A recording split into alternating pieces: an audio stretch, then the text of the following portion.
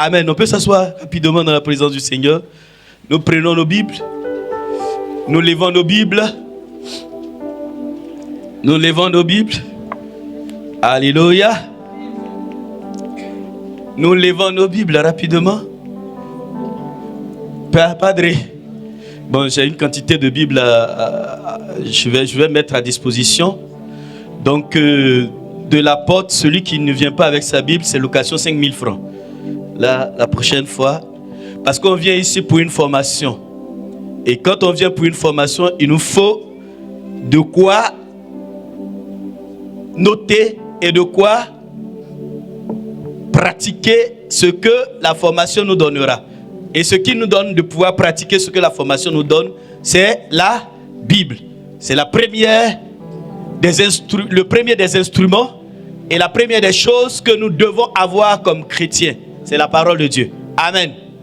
Donc la prochaine fois, on va sanctionner les étudiants des Pertasis.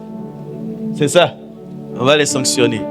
Donc les mauvais étudiants seront sanctionnés.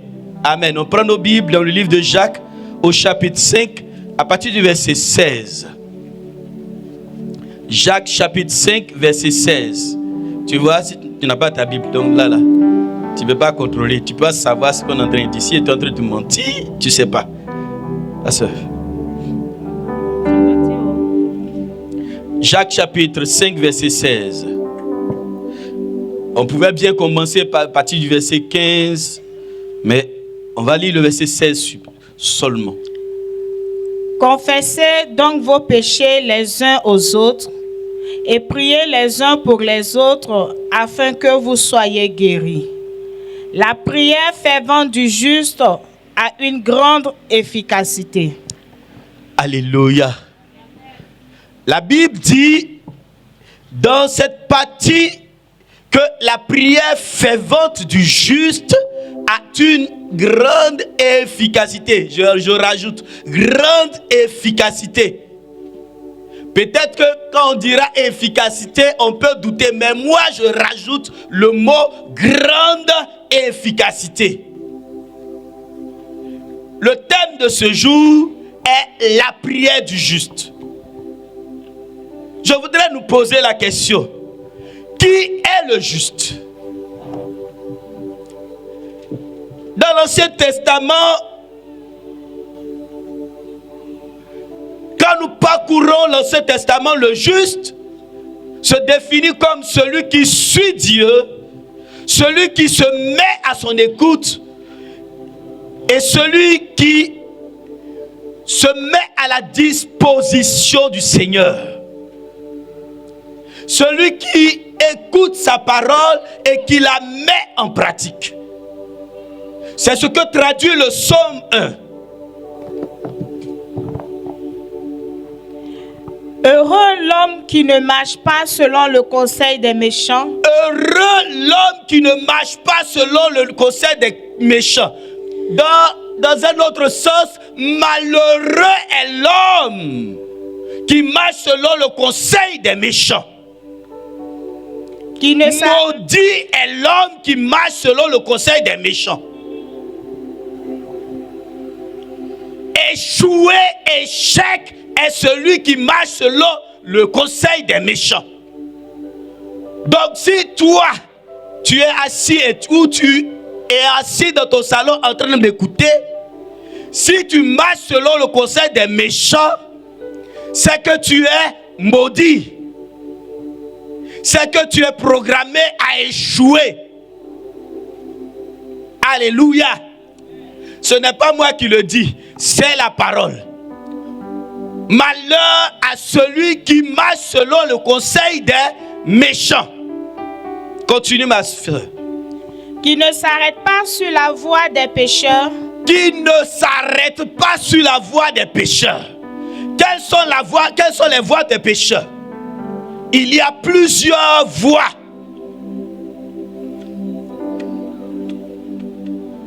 Le mensonge, l'adultère,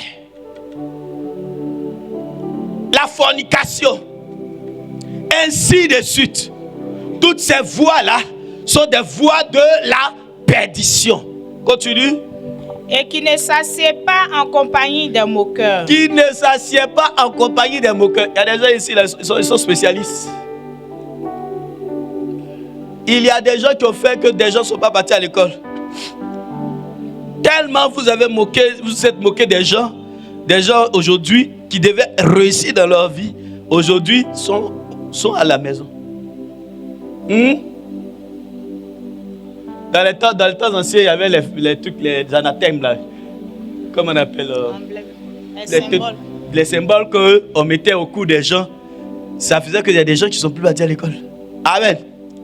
Aujourd'hui, le Seigneur te dit que si tu pratiques la moquerie en un point fini, la raillerie, les railleries en un point fini, pardon, il faut te retirer de là.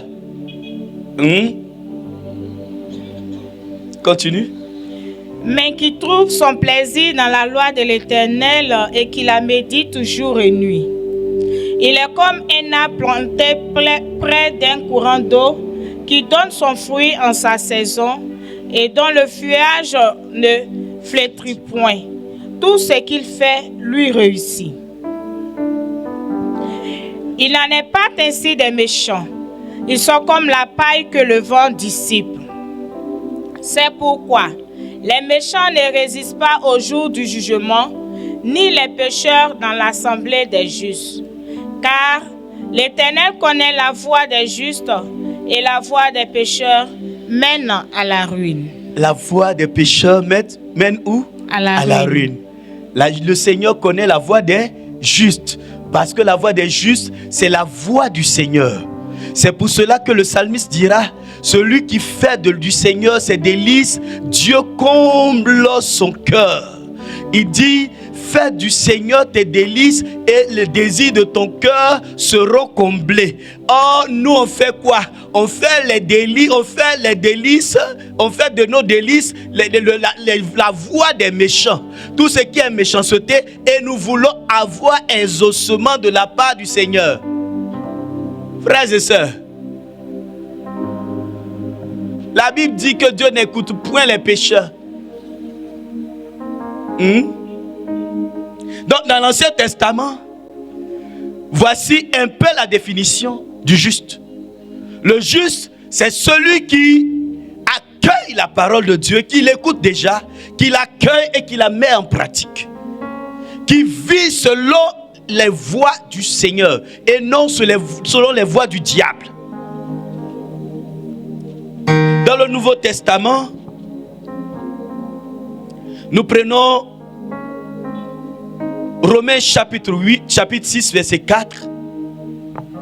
Nous écoutons. Qu'est-ce que la parole nous dit concernant le juste, selon le Nouveau Testament? Nous avons donc été ensevelis avec lui par le baptême en sa mort, afin que, comme Christ est ressuscité des morts par la gloire du Père, de même, nous aussi, nous marchions en nouveauté de vie. Alléluia. Donc, selon le Nouveau Testament, la voie de la justice est la voie du baptême sacramentel. La voie du juste, le juste, selon le Nouveau Testament, c'est celui qui a été enseveli dans la mort et dans la résurrection du Christ. Si nous n'avons pas été baptisés, il nous faut nous inscrire à la catéchèse et chercher à obtenir la grâce sacramentelle du baptême. Le juste, c'est d'abord le baptisé. Celui qui a été enseveli dans la mort et dans la résurrection du Christ.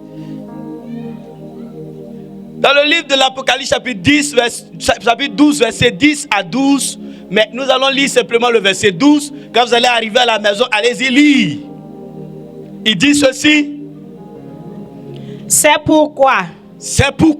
Réjouissez-vous. Réjouissez-vous. Cieux. Cieux. Et vous qui habitez dans les Et cieux. vous qui habitez dans les cieux. Pourquoi l'auteur sacré dit cela? Paul dit, quoiqu'étant sur la terre, nous sommes citoyens des cieux. C'est pour cela que notre joie doit être débordante. Parce que nous ne sommes plus sur la terre. Nous devons être réjouis. Et si tu as été baptisé, tu n'es plus n'importe qui. Amen. Tu es prophète, tu es prêtre et tu es roi. Et tu n'es pas n'importe qui. Hein? Peut-être que les gens t'ont blagué. Les gens t'ont menti. Mais le jour où le prêtre a pris l'eau, ou le diacre, parce que moi j'ai été baptisé par un diacre. J'étais parmi les rares personnes en Côte d'Ivoire, parce qu'avant c'était les prêtres qui ont été baptisés par un diacre. Mon baptême est valide au même piédestal qu'un prêtre ou un évêque t'a baptisé. Ma mère a été baptisée par un évêque. Elle a été confirmée par un évêque. Moi, j'ai été baptisé par un diacre. Il a pris l'eau, il a dit, oh Fabien, Florent, je te baptise au nom du Père et du Fils et du Saint-Esprit. Et le mari de ma marraine chantait ce beau cantique. Brum, brum, brum, brum, brum, brum, brum. Ta foi t'a sauvé, ta foi t'a sauvé. Jésus disait cela pour moi. Ta foi t'a sauvé, ta foi t'a sauvé. Va et ne pêche plus. Alléluia. Je me souviens comme si c'était hier. La paix, la joie et la gloire qui m'habitaient. Alléluia. Et chaque 7 mai, depuis ce jour-là, je fête cet anniversaire-là. De ma naissance au ciel. De ma naissance qui m'a donné le pouvoir de marcher sur les serpents et les scorpions et sur toute la puissance de l'ennemi et rien ne pourra me nuire. Amen. Et depuis lors, aucune force, aucune situation, aucune montagne ne peut être aussi difficile à déplacer parce que ma foi est dans le Seigneur, parce que le sang de l'agneau m'a lavé, m'a justifié, m'a ôté l'opprobre qui était sur ma vie. Les péchés de mes aïeux, mes propres péchés, Dieu par l'eau du baptême m'a lavé, m'a sanctifié et m'a délivré de la captivité de la mort. Alléluia. Continue ma soeur. Malheur à la terre et à la mer. Malheur à la terre et à la mer. Car le diable est descendu vers vous. Car le diable est descendu vers vous. Animé d'une grande colère. Animé d'une grande colère. Sachant qu'il a peu de temps. Sachant qu'il a peu de temps. Hey. Oh, la verset 11 là, il dit quoi? Verset 11. 11. Ils l'ont vaincu à cause du sang de l'agneau. Ils l'ont vaincu, comme je vous l'ai dit tout à l'heure, c'est à partir du verset 10 et jusqu'au verset 12. Mais j'ai voulu qu'on lise le verset 12. Ils l'ont vaincu à cause du sang de l'agneau. Et à cause de la parole de leur témoignage. À cause de la parole de leur témoignage. Mais tu peux lire un peu plus haut. Qui sont ceux-là? Et j'entendis dans le ciel une voix forte qui disait: oui. Maintenant le salut est arrivé. Maintenant le salut est arrivé. Et la puissance et le règne de notre Dieu. Et la puissance et le règne de notre Dieu. Et l'autorité de son Christ. Et l'autorité de son Christ. Car il a été précipité, l'accusateur de nos frères. Oui. Celui qui les accusait devant Dieu. Celui qui les accusait devant Dieu, comme Job. Dieu accusait Job devant Dieu.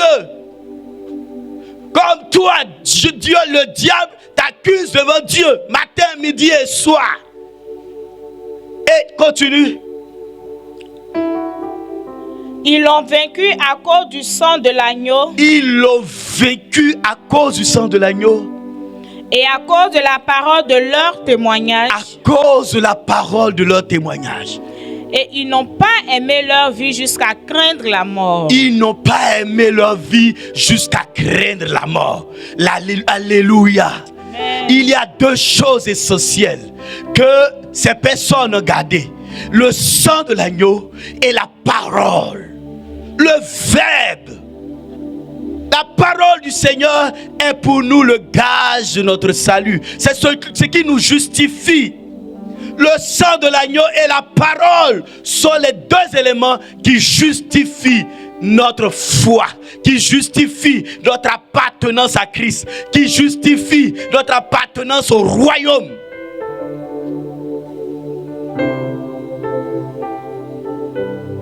Et Jean chapitre 1 verset 12 et 13 dit, l'évangile de Jean chapitre 1 verset 12 et 13 dit ceci.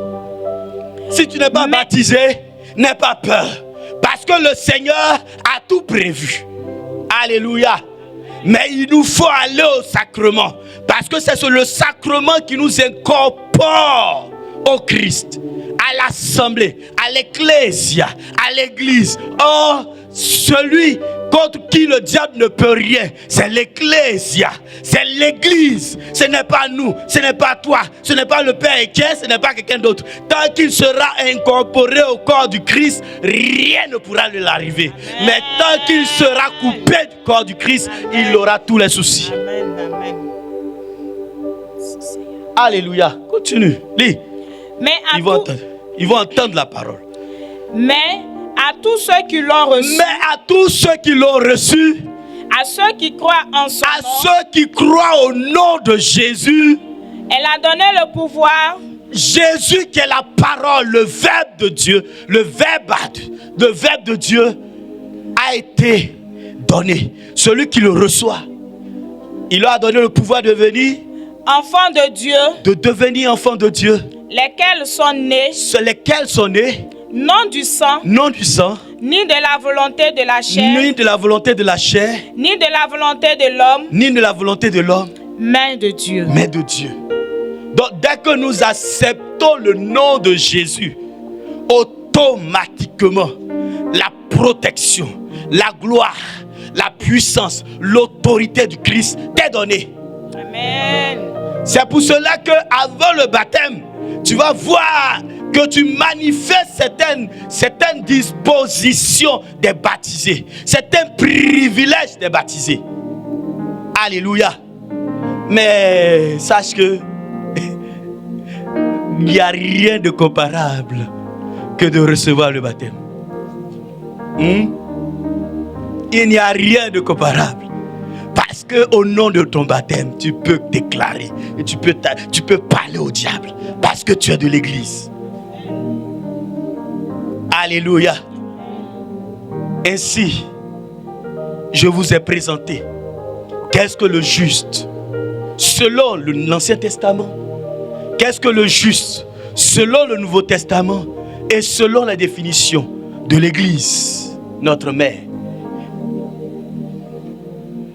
Maintenant, je vais nous poser la question, qu'est-ce que c'est que la prière? Je sais que le Père Étienne, en tant que spécialiste en spiritualité, vous a déjà défini la prière. Mais je veux vous dire une seule chose.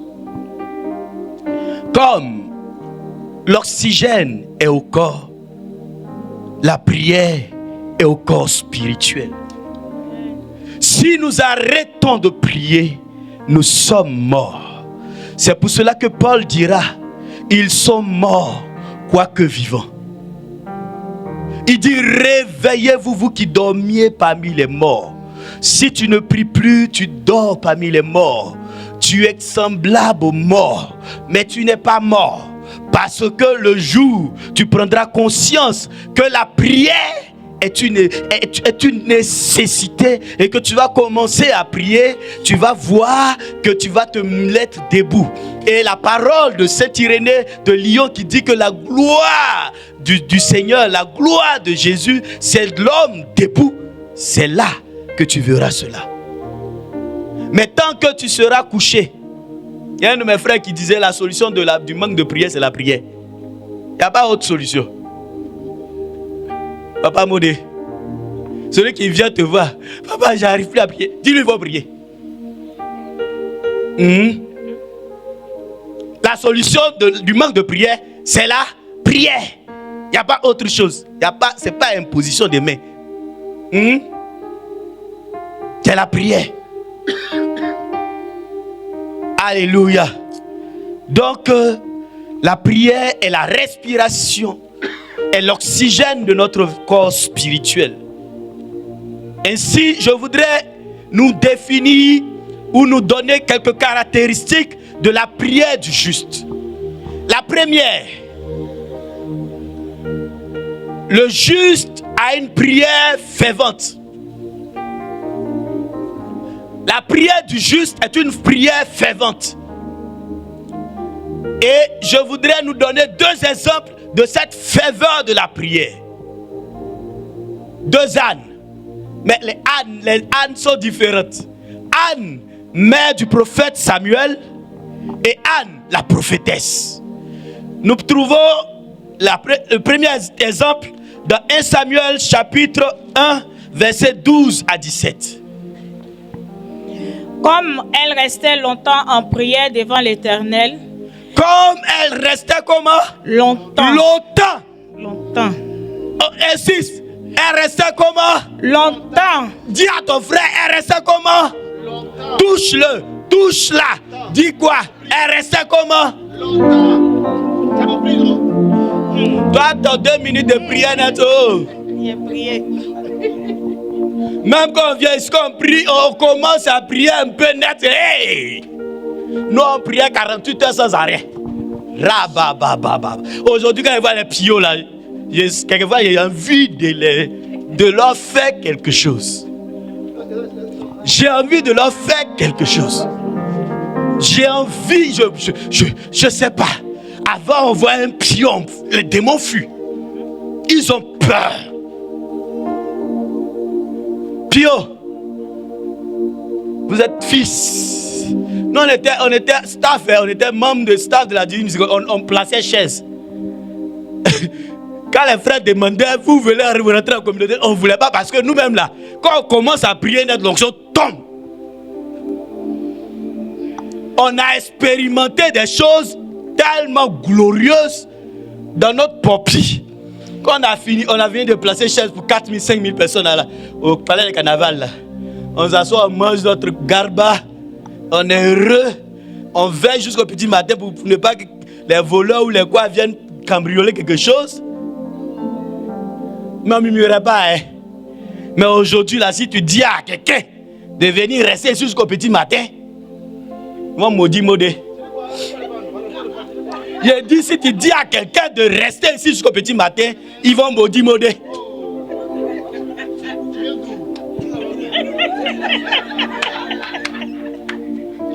Hein?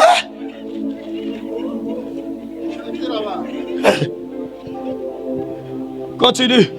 Élie observa sa bouche. Élie observa sa bouche. Le lieu d'intimité, le lieu de la parole.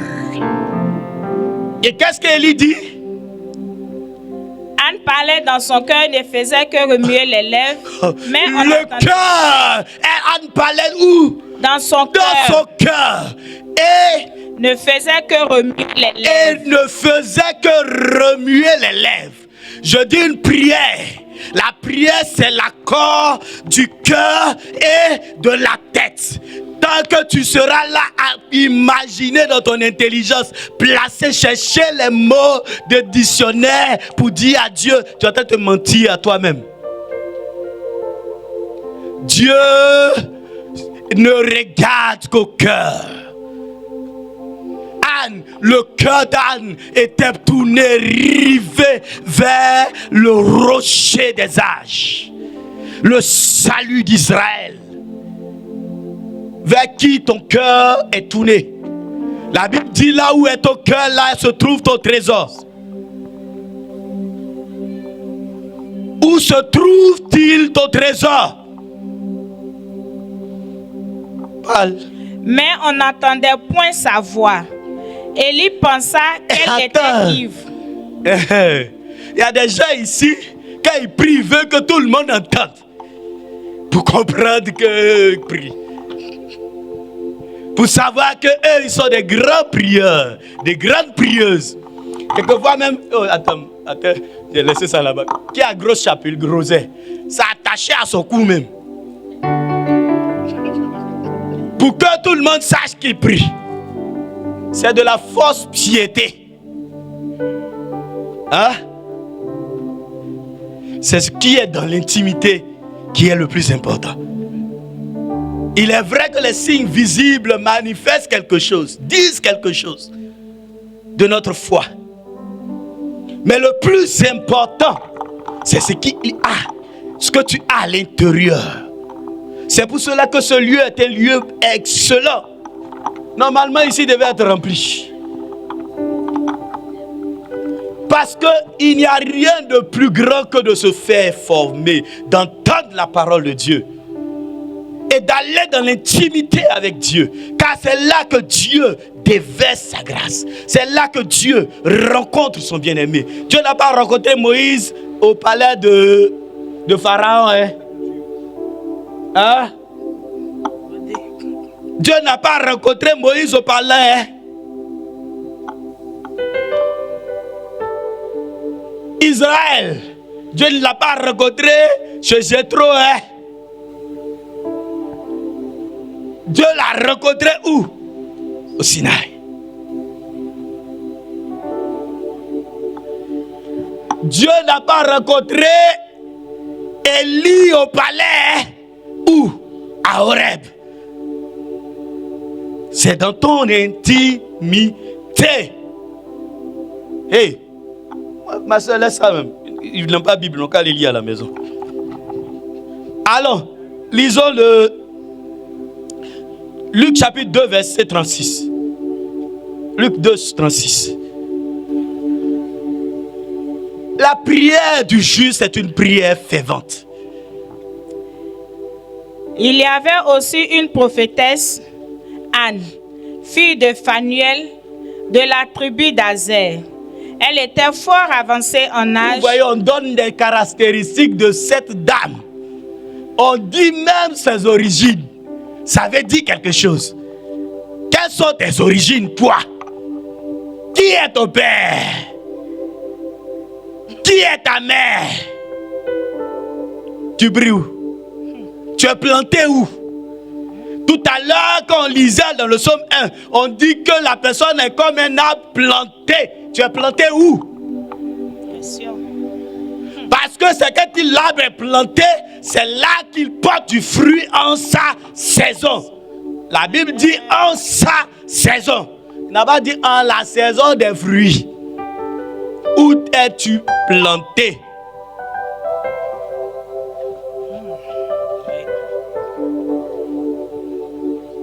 Bah, continue. Elle était fort avancée en âge et elle avait vécu 7 ans avec son mari. Alléluia. Il n'y a pas d'âge. Bon, ceux qui croient qu'ils sont vieux, donc il n'y a pas d'âge. Dieu, là, il appelle qui il veut, quand il veut, comme il veut.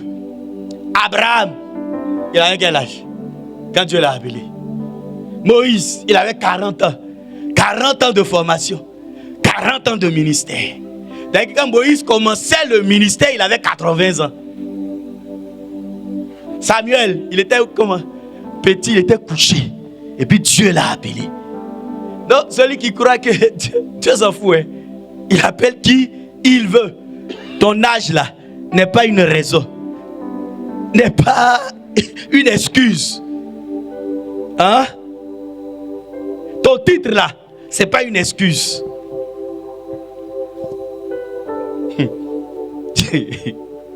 Bon, je laisse ça. Sinon, il dit ton titre là, c'est pas une raison pour ne pas servir le Seigneur. Choco.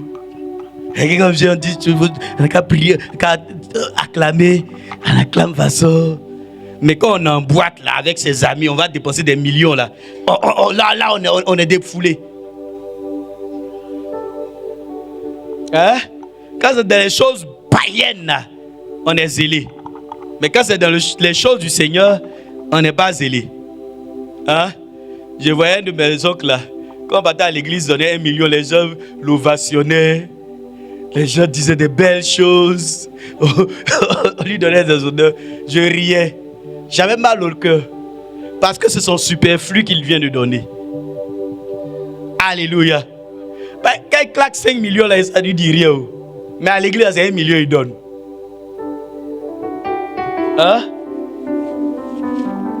Et les éloges, quand c'est que le curé prend la parole pour remercier le généreux donateur. Maintenant qu'il a déposé plus de 200 millions pour la dot de son fils. Déco, ainsi de suite. Mais à l'église, il a donné 1 million. Son cœur où? À l'église? Ok. Allons-y. Elle était fort avancée en âge et elle avait vécu 7 ans avec son mari depuis sa virginité. Restée veuve et âgée de 84 ans, elle ne quittait pas le temple et elle servait Dieu. Elle ne quittait pas le temple et elle servait Dieu. Nuit et jour. Nuit et jour. Dans le On n'a pas dit nuit. On dit quoi?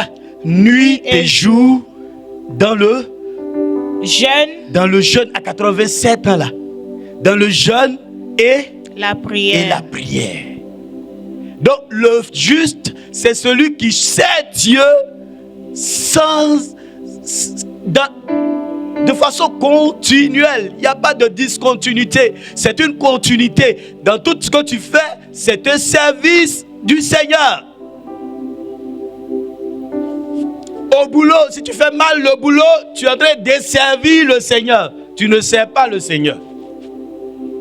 Donc si tu crois que c'est à la communauté seule, tu es en train de te mentir. Tu te mens à toi-même.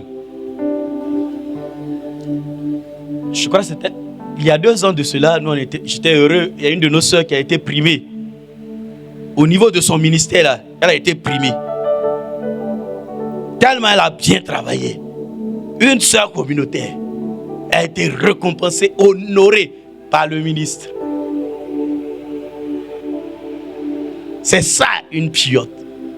C'est pas autre chose. C'est partout nous sommes devons briller. Quand nous sommes prêts, nous devons être prêts. Sacrificateurs par excellence. Si nous sommes laïcs, notre pupitre, c'est notre bureau. Si nous sommes techniciens de surface, quand nous nettoyons les lieux, il faut que les gens sachent que vous avez l'onction. Tu es élève, étudiant, il faut que tu étudies bien. Pour la gloire du nom de Jésus. Pour honorer le Dieu vivant qui t'a appelé. La deuxième des choses, la prière du juste est fondée sur la parole de Dieu et dans la puissance du sang de l'agneau. Nous l'avons découvert dans Apocalypse chapitre 12, verset 10 et jusqu'à 12.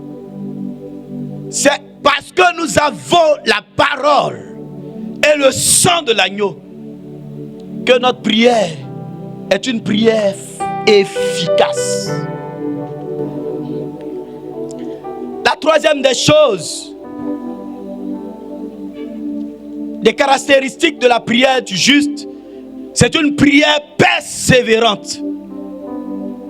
Lis Luc chapitre 26, verset 36. Luc 26, 36.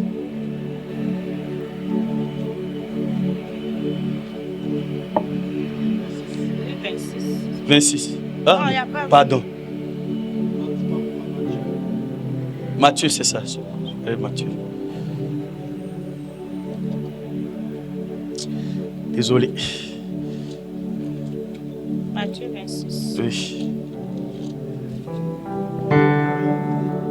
Matthieu 26, verset.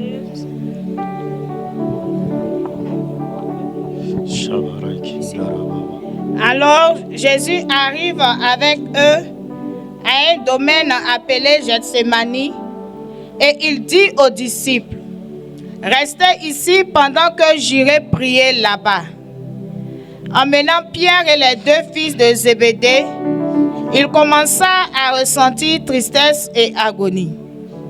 Il leur dit alors, « Mon âme est triste à en mourir.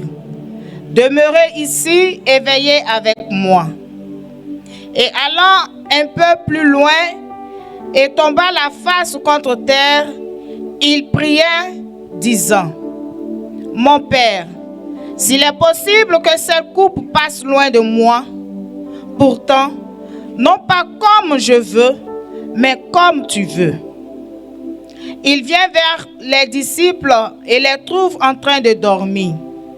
Il dit à Pierre, « Ainsi, vous n'avez pas eu la force de veiller 1 heure avec moi? Veillez et priez, afin de ne pas tomber dans le pouvoir de la tentation. L'esprit est plein d'ardeur, mais la chair est faible. » De nouveau, pour la 2e fois, il s'éloigna et pria, disant, « Mon Père, si cette coupe ne peut passer sans que je ne la boive, que ta volonté se réalise. » Puis, de nouveau, il vint et les trouva en train de dormir, car les yeux étaient apaisantis. Il les laissa, il s'éloigna de nouveau et pria la 3e fois, en répétant les mêmes paroles. Alors, il vient vers les disciples et leur dit, « Continuez à dormir et reposez-vous. Voici que l'heure s'est approchée où le Fils de l'homme est livré aux mains des pécheurs. Levez-vous, allons. Voici qu'est arrivé celui qui me livre. » Alléluia. Parole.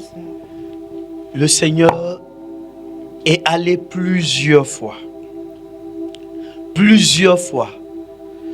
prier le Père. Et il dit quoi? Dans d'autres versions, prier sans cesse. Il demande aux disciples de prier sans cesse, car la chair est faible, mais l'esprit est ardent. Quand nous voyons Jésus s'éloigner des apôtres, automatiquement, ils s'endorment. Quand nous nous éloignons de Jésus, nous tombions dans ce qu'on appelle la paresse spirituelle. Tant que Jésus était avec eux, ils étaient éveillés. Mais dès que Jésus s'éloigne d'eux, dès que toi-même tu prends l'engagement de t'éloigner du Christ, tu vas voir que tu vas tomber dans la paresse spirituelle. Nous avons plusieurs moyens de nous éloigner du Christ. Je ne vais pas détailler les moyens de chacun. Chacun sait comment il fait et puis il s'éloigne de Jésus. Alléluia. Mais qu'est-ce qui va se passer? Il ira par 3 fois prier le Père. Le chiffre 3, c'est le chiffre de la plénitude, c'est-à-dire l'insistance. Il insista jusqu'au bout, jusqu'à ce que le Père le fortifie et que le Père lui donne de comprendre que c'est sa volonté qui doit être faite.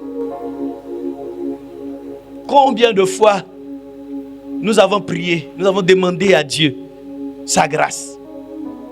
Quand nous demandons une seule fois, même là, c'est fini. Si nous n'avons pas vu les ossements, c'est fini, on abandonne. Quelquefois, il a envoyé l'ange du Seigneur. Qui connaît le livre de Daniel? Qui a déjà lu le livre de Daniel? Qui connaît le livre de Daniel? Levez simplement la main. On dit quoi? Daniel a prié. Et le même jour où Daniel a prié là, Dieu l'a entendu, Dieu l'a exaucé. Mais c'est combien de jours après il a vu? L'ange du Seigneur qui est venu lui a dit que l'ange de Tyr l'a bloqué dans les airs, non? Or, l'exaucement a été donné. Si Daniel arrêtait de prier, est-ce qu'il allait avoir l'exaucement? Donc, la prière du juste, c'est une prière persévérante. Comme 1 Thessaloniciens chapitre 5, verset 16 à 18 le dit. Priez sans cesse. 1 Thessaloniciens 5, versets 16 à 18. Non, il ne faut pas lire. Il va aller lire à la maison. La quatrième des choses, des caractéristiques de la prière du juste, est une prière d'abaissement. Une prière du kénos. De la kénose, pardonnez. C'est de descendre jusqu'à terre. De reconnaître que nous sommes que finis, que nous ne dépendons que de Dieu, que sans lui notre vie tombe en ruine, sans lui nous n'avons aucun espoir. La Bible dit que nous sommes les sarments, lui il est quoi? Nous sommes les branches, lui l'arbre. Si nous on se coupe de lui, nous nous asséchons et nous mourrons. Et le Seigneur dit que sans lui, nous ne pouvons absolument rien faire. Donc, si nous nous coupons de la prière, nous nous coupons de Dieu par la prière, nous sommes morts. Alléluia. Notre prière doit être une prière d'abaissement. Jacques chapitre 4, verset 6 dit, Dieu résiste aux orgueilleux et fait grâce aux humbles. Jacques 4, 6. Donc, chaque fois que tu te montreras orgueilleux dans ta prière, Dieu ne t'entendra pas. Il ne t'exaucera pas. Parce que Dieu résiste aux orgueilleux. La cinquième des caractéristiques, c'est que la prière du juste est fondée sur la foi. La foi, nous, les anciens du COB, nous la définions comme ça. C'est faire des choses impossibles. Foi, F, faire. Des choses impossibles. Donc quand tu es dans la capacité de faire quelque chose là, ça n'a pas besoin de foi. Hein? C'est là où ta main est limitée, ta main ne peut plus rien là. C'est là que commence la main du Seigneur. Sinon, tant que toi, tu peux, par tes canaux, par tes relations, ton relationnel là, il n'y a pas encore action de Dieu. À moins que ton relationnel ne peut pas. Donc Dieu va susciter par quelque chose, un signe qui prouve que ce n'est pas de l'homme, mais c'est de Dieu. Donc la foi, c'est pousser nos limites, c'est étendre nos cordages. La foi, c'est de croire que Dieu peut. Là où nos mains sont limitées, c'est de croire que Dieu peut. Hein? Un temps, je suis pas au village. Les cadres. Bon, quand moi je suis né là, je vois les cadres meurent dans la fleur de l'âge. 40, 50 ans, tout au plus. S'ils ont trop eu, même c'est 60 ans. Ils mouraient. Et Dieu a fait grâce. Quand j'étais en première, il m'a dit, voici, il faut que tu fasses le cheminement pour la guérison de l'arbre généalogique de la famille. C'est un thème compliqué en église. J'ai dit au Seigneur, si c'est vraiment lui qui me parle, qu'il parle aussi à tous mes parents. Ceux qui prient là, qu'il leur parle aussi. Et de San Pedro en passant par Dalois jusqu'en Angleterre, les paroles ont été données. Et c'est venu jusqu'à maman. C'est comme quand ils reçoivent la parole, ils doivent venir chez ma maman pour partager la parole. Donc, ça a été confirmé. J'ai commencé les démarches. Je suis allé voir d'abord le chef de famille à Abidjan. On lui a parlé de cela. Il nous a dit, oui, qu'en son temps, notre grand-père a voulu faire cette délivrance-là et que Oufoué même lui a envoyé son féticheur. Et que quand il est venu faire le sacrifice, le gars il est parti, il est mort.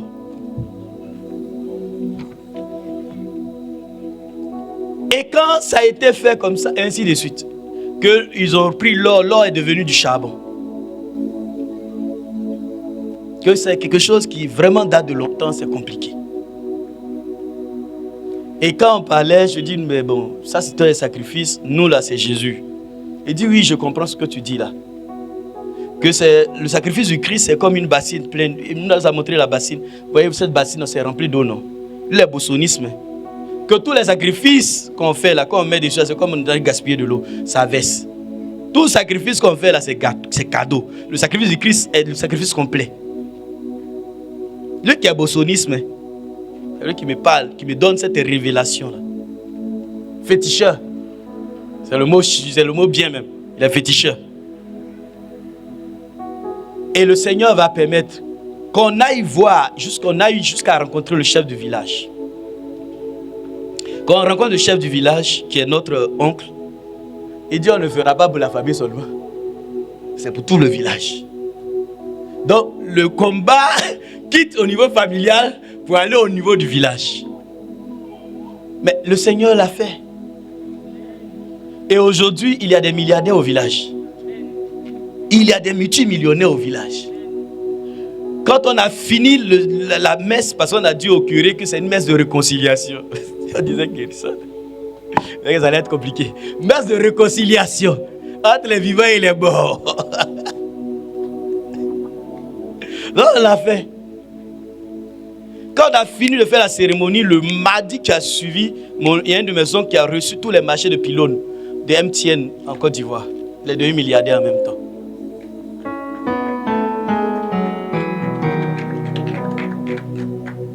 Et ça n'a cessé de bénir. Dieu n'a cessé de bénir. Les cadres ne cessent de sortir.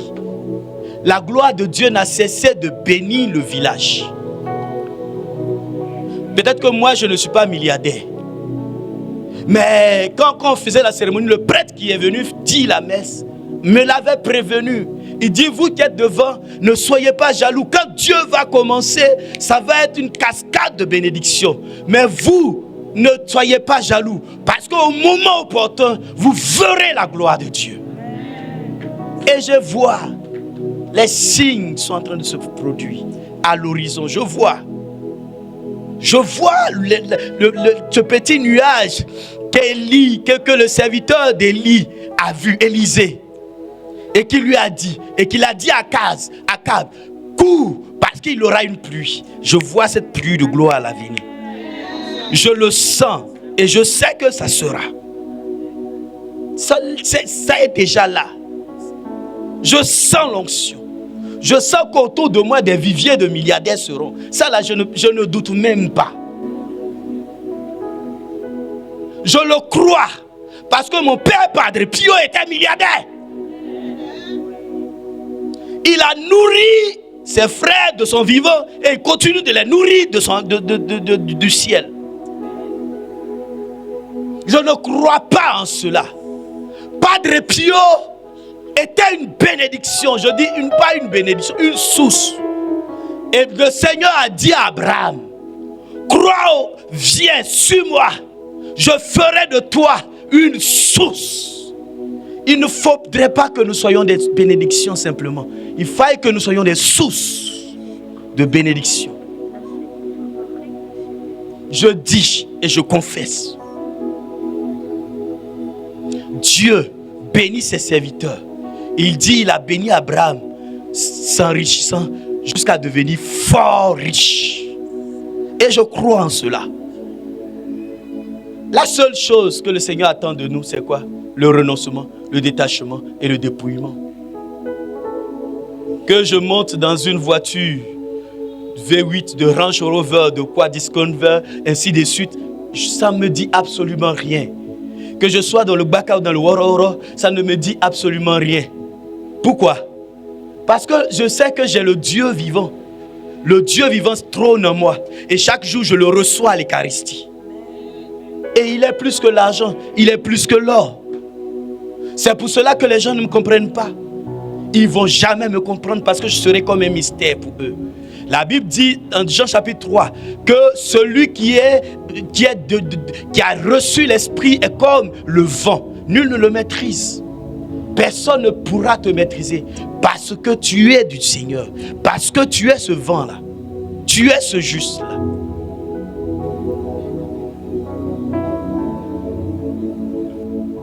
Je termine pour dire que si vous demeurez dans le Seigneur et que le Seigneur demeure en vous, comme il a dit dans Marc chapitre 16, verset 16, il a dit, voici les signes qui accompagneront ceux qui auront cru. Parce que vous aurez cru, les signes vous accompagneront. Comme Jean et Pierre l'ont dit aux paralytiques à la belle porte, nous n'avons ni l'argent ni or, mais ce que nous avons, c'est le nom de Jésus. Lève-toi et marche. Donnons Jésus aux hommes. Donnons Jésus aux hommes. Arrêtons de nous donner aux hommes. Donnons Jésus aux hommes. Pierre, symbole de la foi et du zèle. Jean, symbole de l'amour et de la profondeur. Allions zèle, foi, amour et profondeur. Nous verrons ce que c'est que la prière du juste. Que Dieu, qui est Père et qui est Fils et qui est Saint-Esprit, nous prenne en grâce et qui nous bénisse. Amen. Amen. Amen.